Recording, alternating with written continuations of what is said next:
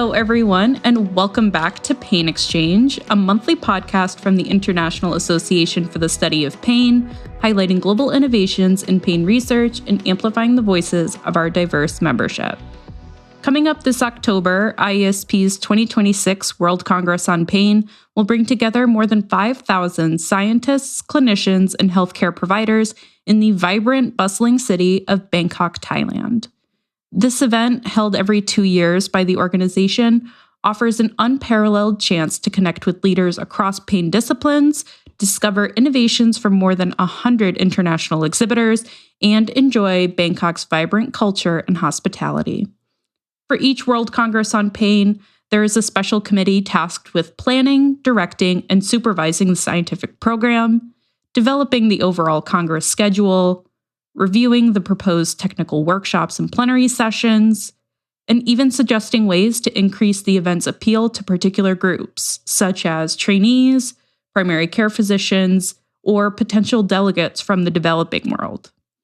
The committee provides continuous feedback throughout the Congress planning cycle, assists in the review of submitted poster abstracts, and develops the selection process for special lectures.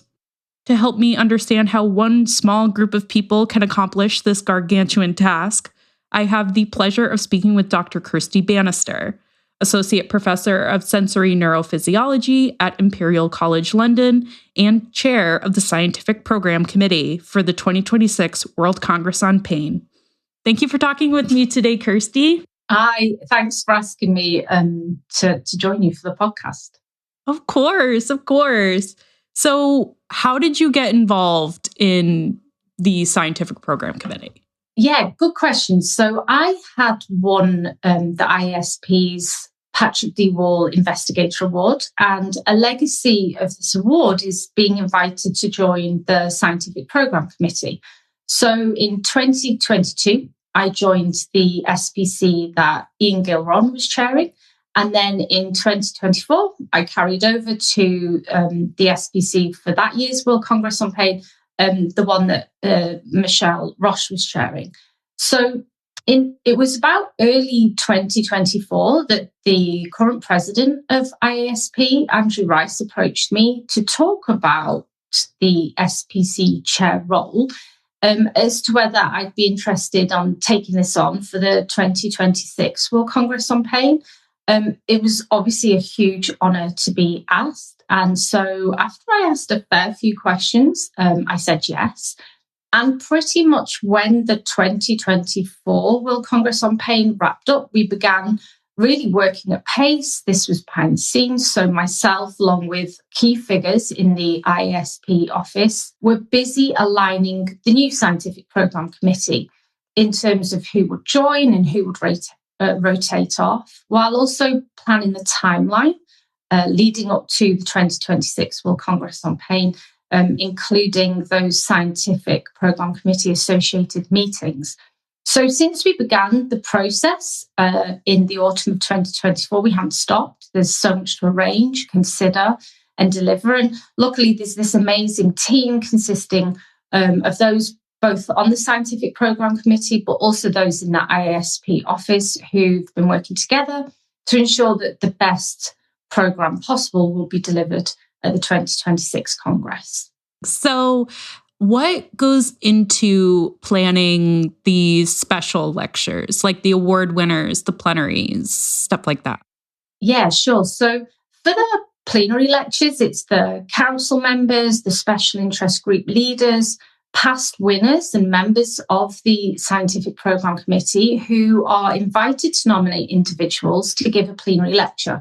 So this involves the nominator outlining whether this individual might be suited to deliver a plenary in terms of their ability to give an innovative and captivating talk. And the nominator must also outline the recommended topic and why this individual would be the best person to speak to that topic. So the long list of would-be plenary speakers' names then goes to the Scientific Programme Committee, and we assess individually each nomination according to a set of predefined criteria, ultimately bestowing a score for each speaker.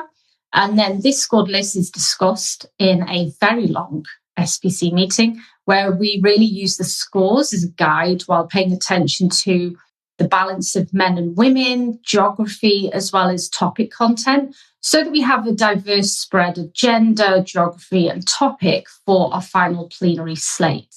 And for the topic selection, we've also been really mindful of hot topics that have featured in the recent past so that we don't have overlap. And after we've had this meeting, we then send the slate to the council for approval. For the prize winners lectures, so the Bonacker and the Loisler lectures, it's past ISP presidents, previous Bonacker and Loisler award recipients, and honorary IASP members who are invited to nominate individuals for these prize lectures. And that long list of nominated prize lectures is then sent to the prize committee. This is led by Andrew Rice and comprised of recent awardees, including early career research awardees, to assess the relative merits of those who've been nominated and to determine who the awardees will be. You had talked about making sure that there wasn't an overlap of topics in the recent past. Because ISP is such a wide membership, from clinicians to researchers to people with lived experience of pain, how do you even begin to go about addressing all of these topics? It's a really good question. And it's something that I was really mindful of immediately because, like you say, we've such a variety of specialisms in our membership profile. So when I became chair of the SPC, one of the first things I did was ask the ISP office for information regarding our members. I found out where our members are based geographically and what their self-reported specialties were. So this process allowed me to build a picture regarding our membership geographical diversity, as well as proportionally the topic interests of our stakeholders. And it was with that in mind, I knew that when building the Congress programme with a firm eye on the topical workshops, I would incorporate an approximate pre-specified split of basic science, clinical pain medicine, psychology and psychiatry, and a so-called other, so that the topics were represented proportionally when building the topical workshop programme slate. So this meant that when topical workshop submissions were received, we as an SPC knew the approximate number of each topic that we should have in the programme in order that our members would feel represented and included in the Congress. Amazing. A very researcher-heavy way of figuring that out and figuring out like that kind of human issue. So I have heard that this Congress cycle, you have chosen to do things a little bit differently, namely that you decided to limit topical workshop authors to only one submission for the entire event. So give me the history, the thought process behind that. Yes, so when I was offered the SPC chair role, having learned so much from Ian Gilron and Michelle Roche, it meant that I was able to bring together that kind of wish list for improving on an already smooth process, but just those little tweaks that I thought could make the process even more efficient and even more beneficial to the individuals attending the Congress. And so I decided that actually, rather than have one individual named on up to 7 submissions, I would allow each individual to be named on up to 2 submissions, with the caveat in place that each individual would only be permitted one topical workshop platform should both their applications be accepted. And this was not including, for example, a plenary lecture. So if you were a plenarist, you could also submit a topical workshop and you wouldn't then have your plenary counted as one platform that was separate to, for example, a topical workshop platform. So the reason I made this suggestion, well, there were many reasons. For example, I wanted to ensure a diversity of faces and opinions on the topical workshop stage, as well as a diversity of topics. And what was really reassuring was that even though this restriction was in place, we still had as high as ever a number of submissions. We had around 220. And we put my SPC motto at the forefront of all of our topical workshop decision-making processes, which has been and still is science comes first. And we were able to build an incredibly strong program that fully reflects our members and the scientific interests of our community. So as a decision, I stand by it. And I think that it's allowed us to build a diverse program in terms of faces on stage and topics to be discussed. Which is perfect, because I think a lot of people attend an event like this for that exact reason, to see a diversity of opinions from all over the world in all these different disciplines. And so it's really great that you made sure to highlight that in the program as well. Thank you. So I also heard that for topical workshops, you were also trying to limit the number of speakers per workshop to only one speaker per institution could participate in a topical workshop. Was it kind of the same thought process behind that? Yeah, there's a danger of narrow viewpoints when speakers from the same institute cluster in a topical workshop. So by enforcing this rule, I could better ensure that diverse views on complicated topics in science would be captured in any given session. And it also forces the chair of a particular session to seek fresh and diverse specialists and viewpoints. And it forces the chair, I suppose, to challenge long-held beliefs, but also allows us to ensure as an SPC that the topical workshop will have rigorous discussion.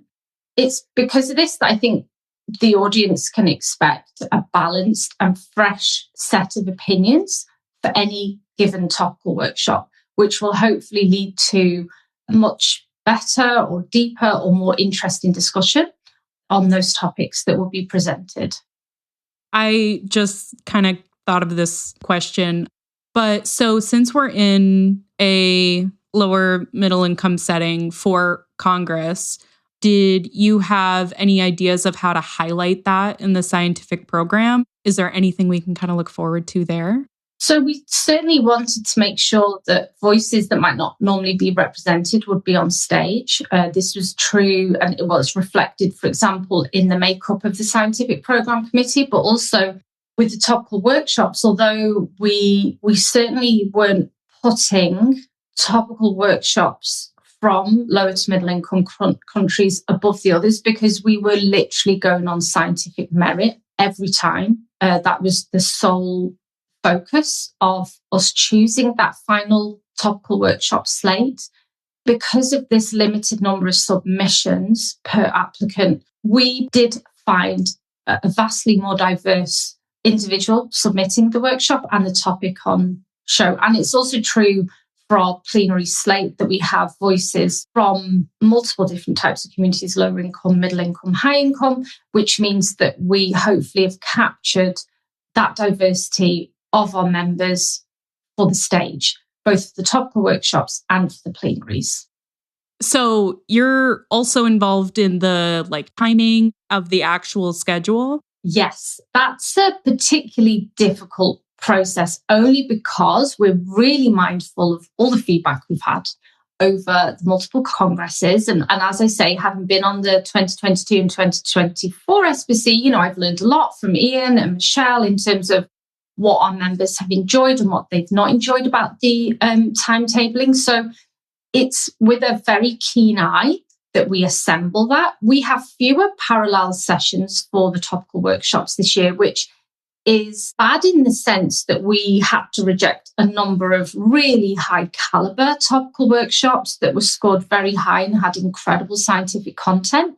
But it's good in the sense that we can provide a really focused program and make sure that we have a real spread of topics any one time so that people hopefully aren't finding too many conflicts when they decide which session they can go to. While we do this, we're mindful of what our membership profile is. And of course, we're simply never going to be able to please everybody. There'll always be someone who would have preferred sessions to be placed differently. But then if we'd have done it that way, there'd have been people on the other side who wouldn't have been happy. So I suppose we are relying on the members seeing that we've done our best.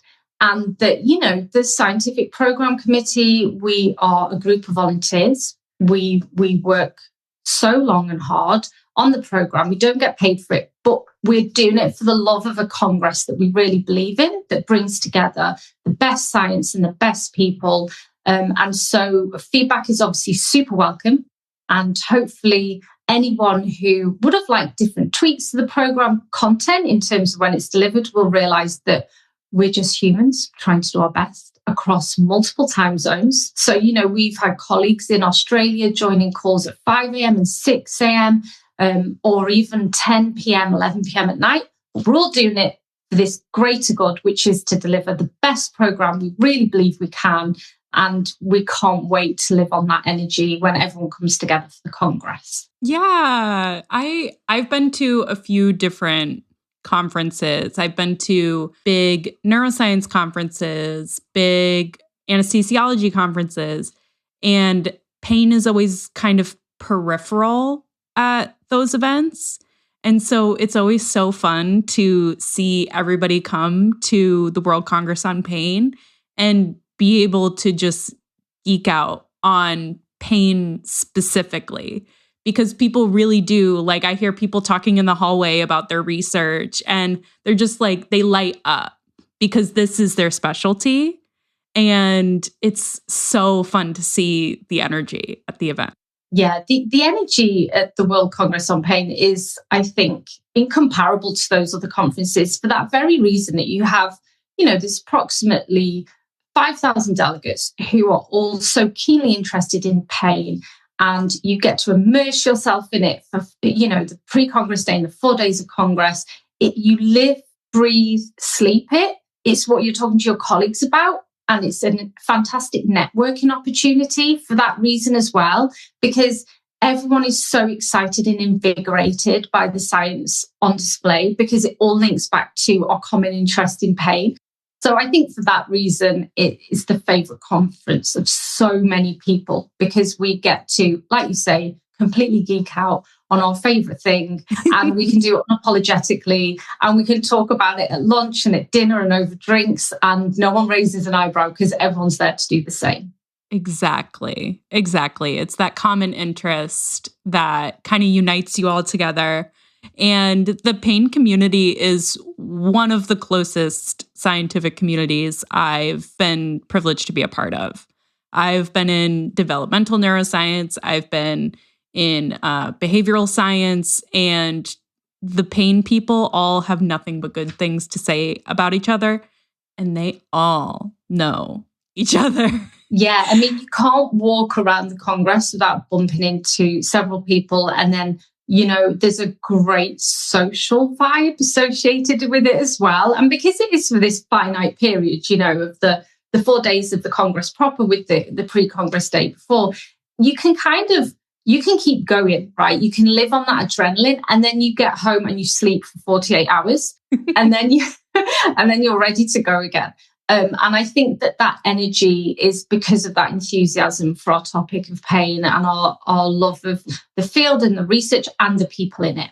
Exactly. Because I feel like for a lot of people, they might be the only person in their department that works on pain. Yeah. And you can connect on like a neuroscience level and everything like that. But once you're kind of in a room with your colleagues and your peers, it's just such a different feeling. Yeah. And in that sense, no one's alone, right? Because you could literally talk to anybody and they're going to have an interest in what you've got to say, because it will be about pain. Exactly. And the poster session is one of the most lively poster sessions I've seen, because people do come up and talk to you about your poster and your experiment and ask you really in-depth questions that aren't framed as like, why didn't you do this? Like it's all very, did you think about maybe doing this? Because my background's in this other aspect of pain. It can just make your experiment more well-rounded.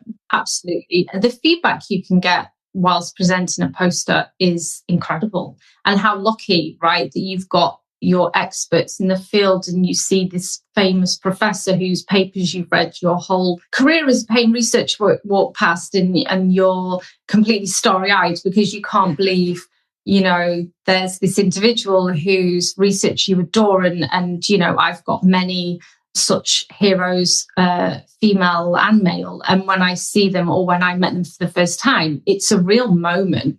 And then you realize that actually they're also a really nice person, and they're interesting and they're interested. And that really buoys you. And they want to talk about your research. And that's such a compliment. And it's such a confidence builder too, like as a pretty early career person in science, it can be really hard to feel taken seriously. And I feel like everybody has just been so open and welcoming. Again, I don't have a background in pain, but I never feel like that. Like I always feel like I have something to say and people will value that. Absolutely. Yeah, you have something to say and people want to hear it. I think that's the important thing. People want to listen. And again, that can spark brilliant discussion when you're speaking to early career researchers who often have these fantastic ideas and you're like, oh yeah, that's a brilliant idea, and so this is how new sparks of scientific research are born. So we very much need that early career research injection of energy and enthusiasm and fresh insights to the science that we carry out. Yeah. Something I hear from a lot of members is like, oh, I attended my first IESP conference way back in, or like, I remember the first Congress that I met this person, and it becomes a lifelong collaborator. Or like, oh, I remember when they attended their first Congress, and you see their career just progress and flourish. And I mean, look at Ian Gilron, who was the scientific program committee chair, and now he is delivering a plenary lecture this year, I know. I'm so excited about his plenary. He's just there are so many. He's one of the really good guys in our field. He always makes time for people. He's calm. He's considered. He had multiple nominations for plenary and was one of those shoo-ins, right? Because not only is he an incredible researcher, he's an incredible scientific communicator, and he's also a wonderful person. And actually, all those things really count. So yes, I cannot wait for his plenary. I'm really looking forward to that, as I am all of them. Right. Exactly. Yeah. One specific memory of Ian I have and his dedication to the pain field is we were having a meeting and he had just thrown his back out. And so he attended the meeting on Zoom while like laying down on the ground, dedicated to this meeting. I mean, nice commitment right there. Exactly. What a guy. Go Ian. And it was very ironic that he was in pain at the time. Poor thing. Oh my goodness. Well, hopefully he's fresh on his feet for Bangkok. Yes. Skipping onto the stage, big smile, lots of energy.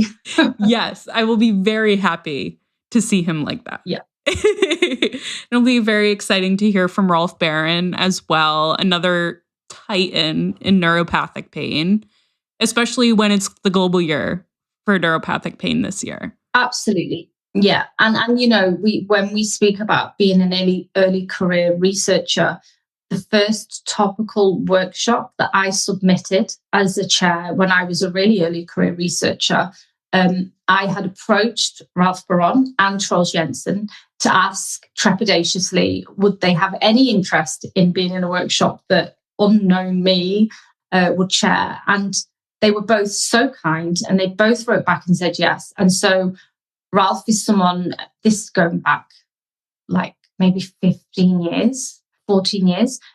And so what a champion of early career research. I was a complete unknown really on the circuit, and he and Troels said yes, supported me. We were part of a workshop, and it was wonderful. It was a real moment in my career where I realized how much support there is in the community. So then to see him up on stage for lectures like this is just wonderful, because he really embodies that spirit of collegiality, support, and mentorship, which is so important for early career researchers especially. Yeah. And we actually spoke with somebody on the podcast a few months ago from Vietnam, and she had found a graduate mentor at the World Congress on Pain. Amazing. So it's it's really, really great how supportive the community is. And yeah, lucky us. Lucky us. So, what is one thing in the scientific program or in Congress in general that attendees cannot miss? What is the one thing they should put on their schedules? Okay, so I'm going to give a slightly political answer because there are so many answers to this question. And I'm going to plow through all the cannot miss, must attend events of the Congress. And people might want to pick out like one of these, for examples, that speaks to them most loudly. So the first one, which maybe doesn't count because this is material that will be released prior to the Congress. So this was another one of my initiatives as the chair, is that we have online resources available for refresher courses for our members that they can watch prior to attending the Congress so that they feel up to speed in terms of core topics related to pain. So members will be able to access more than 15 refresher courses assembled by experts in the field. We on the Scientific Programme Committee went through a really lengthy process to determine the topics that individuals would want refreshers on ahead of attending the Congress. So we cover varied topics like communication in pain care and research, peripheral and central pain control mechanisms, neonatal and pediatric pain. So that's certainly a pre-Congress don't miss opportunity in terms of accessing those refresher courses. And then 2 days before the Congress, there is going to be a pain hack event, which will foster interdisciplinary collaborations to push boundaries in pain research and management as the team brings together diverse backgrounds from scientists, clinicians, and those with the lived experience of chronic pain. So I definitely recommend that as a pre-Congress event. And then once the conference starts, I hope I'm not biased to say that we have the strongest possible slate of plenary lectures and topical workshops that will allow those attending the Congress to be brought bang up to date on clinical research outcomes revolving around mechanisms of nociception, physical therapy, family medical care, social sciences, and lots more. So in short, I can promise loads of exciting and immersive Congress events. And as you can tell, it's impossible for me to narrow that list down to just one thing. So maybe pick out of that what you will in terms of what appeals to you most as an attendee. Thank you so much for talking with me today, Kirsty. ISP membership thanks you very much for your thorough and amazing work as the Scientific Program Committee Chair. And as someone attending Congress myself, I am very excited to hear the plenary lectures and to see the hard work that your committee has been doing. Thanks so much, Renee. It's been a pleasure to talk to you. And also just a real big thanks to those members of the Scientific Programme Committee, Heather, Javier, and all those members in that ISP office who have worked. We've worked so hard to bring this programme together. So it's thanks to all of those guys as well. And we just really hope you all enjoy it. Thank you. And we hope to see you in Bangkok. Thank you.